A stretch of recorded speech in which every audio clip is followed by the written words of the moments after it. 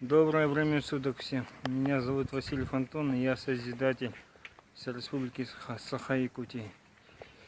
И сегодня я каждое утро 100 метров от дома до центра я убираю мусор. Каждое утро я собираю по одному пакету.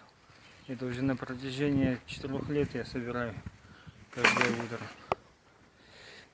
При работе с мусором я соблюдаю технику безопасности. Это перчатка стерильная.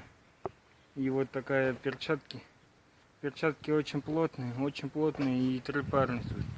Три пары. Для чего я ношу перчатки? Для того, чтобы быть сильным и здоровым. Я могу при работе с мусором уколоться иглой больного человека, такого как спидозник, туберкулезник, или тоже повредить центральную нервную систему.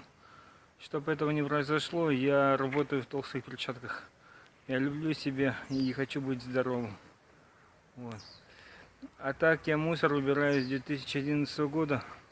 Уже 6 лет идет борьба с мусором. Не устал, не разочаровался. А дальше у меня также будет около 5-6 уборок.